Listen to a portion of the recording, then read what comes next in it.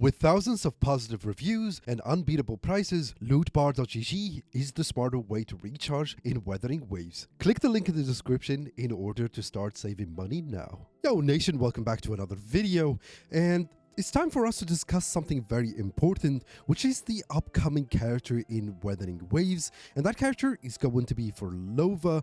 Now, this character, when I say important, it's because she is important as a villain in the lore of the story of Wuthering Waves. She's a conductor that uses echoes or controls echoes in order to do her villainous stuff, if that's even a word. But it's like, I don't know how to describe her, honestly, because she's one of the characters that you don't know with her. Is she really like a villain character, or does she like act on a gray area that we don't know yet is going to be like changed afterwards? Because as we guys know, it's like the way that they portray characters in Wuthering Waves, it really makes them look more villainous than they look, essentially. Because Cartethiya, for example, I always thought she was going to be a villain, and if we look at like Cartethiya's story, she been as a part of the Fractus in order to look for Rover for a time. So she was like some sort of like a part of the villain like gang or whatever. So I don't know how they're going to be explaining the story of Phrolova in the next batch or so, because yeah, we have the timeline, I believe, or the way that I understood the way that they sort of like put every character. I believe Phrolova is going to be first, and then it's going to be this character right here, and then Chissa, and then Augusta probably, and then the moon god over there. I could be mistaken as well, but yeah, I'm really saving for the dude, honestly, because the dude looks really fantastic, and hopefully if he's good enough in the story lore, it could be like a reset button for Wuthering Waves, where yeah, it's just like gonna be a good for the story kind of thing, honestly. So yeah, Xu Yuan. I'm not sure if I'm pronouncing his name correctly, because I'm really bad with names. But yeah, this character is supposed to be maybe coming after Phrolova. I'm not sure. Like honestly, like the way that they placed them, it's a bit like sort of. I feel like they're trying to like to tell us chronologically how they're going to be releasing these characters. I'm trying to like to find the image here in their profile or whatever. But yeah, it's like I believe the way that they post them like underneath each other. So they started with Phrolova. If I find it, I'll post it on the screen. They started with Phrolova, I believe, and then it's going to be maybe Xu Yuan, and then it's going to be Chissa, and then it's going to be the other two, I believe, if I understood that correctly, if they follow like the chronological of how they posted them on their Twitter page. Because yeah, they posted Phrolova first, and Phrolova is going to be the next character that is going to be released, and then so forth and so on. So we don't really know, but yeah, Phrolova is rumored to be a Havoc user, according to some rumors here and there that I heard. And yeah, it's very obvious that she's going to be a Havoc. She doesn't look like a fusion, despite there is a lot of red in her like drip marketing or whatever. You can actually see the drip marketing here. It reminds me so much of Cartethiya's drip marketing as well. Is the Fractures, all of them are going to be Havoc, or what's going on, honestly? But I don't think she's going to be fusion, despite all the red in the drip marketing, as I mentioned. I believe that Cartethyia doesn't have like the right support or the right like synergy with the other characters that we have right now. So to see Cartethyia get Phrolova as a character, as a DPS character, or maybe like a support character, is going to be cool for all the people that actually summoned for Cartethyia. I didn't summon for Cartethyia personally, so I think I have to like to skip this character. I don't think I'm going to be summoning for her, but it's like a lot of people would argue that I should summon just to get a good Havoc character. So yeah, I'm very torn, but yeah, I feel like I feel like Phrolova is going to be a good support for Cantarella, and maybe Rochia is going to be on that team as well.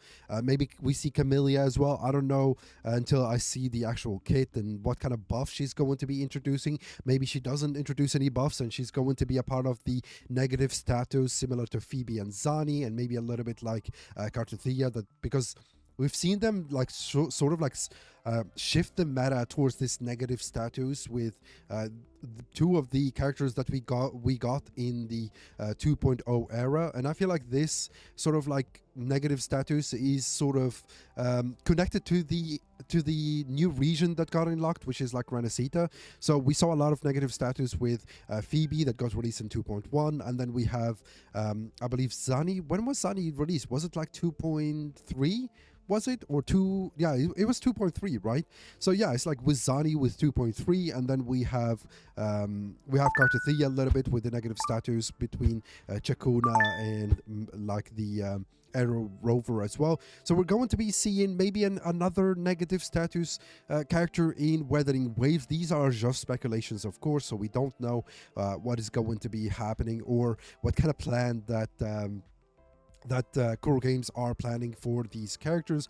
But yeah, I expect that the animations are going to be top notch. We saw that with Zani, we saw that with Cartethiya now, so I'm really excited for that. And of course Lupa as well. That's a character that I skipped as well because I want Shiyuwen. I'm not pronouncing his name correctly, but yeah, it's either Shiyuwen or the Moon Goddess, because she looks really cool. Those are the two characters that I'm looking forward to right now. But of course, like, Augusta is looking really good as well. So yeah, I don't know. It depends on how many like summons that I have to like to waste on these two in order to maybe spare some for Augusta or maybe Shisa. So it's going to be interesting like to see. And of course we have the this gun user. She looks like a gun user. These are sword users as well. We don't know what kind of weapon Phrolova is going to be using. I feel like that she's most likely going to be either a gun user or a rectifier. We don't know yet what kind of weapons that she's going to be using, but yeah, as we know, she's going to be holding on to that stick that she has as well, and maybe she's going to be using either a gun from long range, or she's going to be using maybe a rectifier from long range as well, because I don't see her being a sword user. She's more like behind the scene that manipulates sort of like echoes and stuff like that. Maybe she's going to be a summoning character. Maybe her ult is going to be her summoning a lot of echoes that do damage. So we don't really know exactly what Phrolova is going to be until maybe they drop another like hints in their social media. But I'm really excited for these characters that they have planned out so far.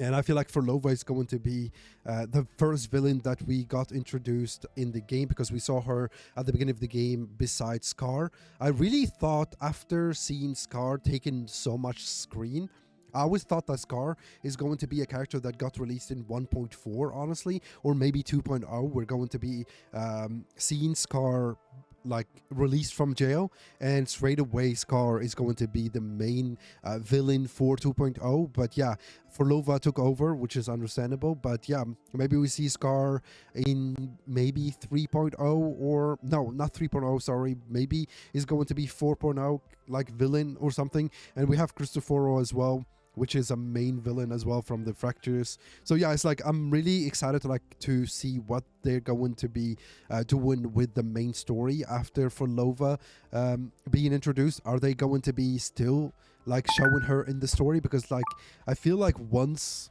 they release her, I don't think that she's going to be a huge part of the story. I could be mistaken as well, because yeah, most of the characters that we got introduced, similar to like Exangliya or Camellia and stuff like that, once they introduce them and they sort of like explain their backstory, they stop like showing as much or playing as much role in the main story. So let's see how they're going to be like dominantly explained or maybe like shown in the story afterwards. But yeah, I'm really excited to see. Here's the thing that I wanted to explain earlier. Basically, as you guys can see here, they have Phrolova first, which is a character that they announced that they're going to be released, and then there's going to be Chisa maybe, and then it's going to be Exhumed U1, and then it's going to be this one, which is Galbarena, and then it's going to be Luno or Iono. Is it Iono or Luno? And then it's going to be Augusta last. So it's like, it could be like, it's just a coincidence that they posted Phrolova first and then Chisa, or it could be that this is like their chronological order that they like, that people didn't pay attention to yet. But yeah, I could be mistaken as well. I could be just reaching here, but yeah, let me know what you guys think. And yeah, it's gonna be interesting like to see these characters coming to Wuthering Waves and their impact on the story. Yeah, the drip marketing for Phrolova looks fire in my opinion. Someone said Migyu latest album cover, which is really, really cool. And I saw this Reddit that I wanted to like to share with you guys, because I thought like it's pretty interesting. If Cristoforo is the playwright and Phrolova is the conductor, then what could Scar title be? And people like made fun of it, said like the Taylor, and a lot of people said something else that I thought really, really funny. Let me see if I can find it. I feel like Scar is more like a transport vehicle because like he has a teleportation thingy. But it's gonna be interesting to see what they going to be calling Scar, because yeah, Cristoforo is the playwright and she's the conductor, and he's going to be something else. I don't think he's gonna be the Taylor, but yeah, it's gonna be something else. With that being said, let me know if you guys are going to be summoning for Phrolova or not. Is it a character for you, or is it the character that you're going to be skipping for the other characters or the other upcoming characters in Wuthering Waves?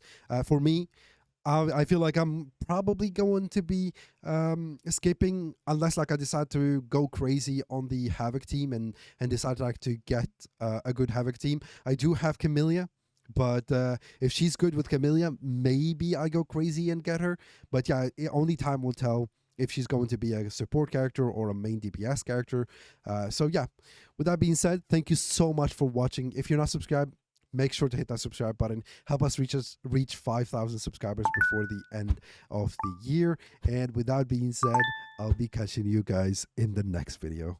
Bye bye.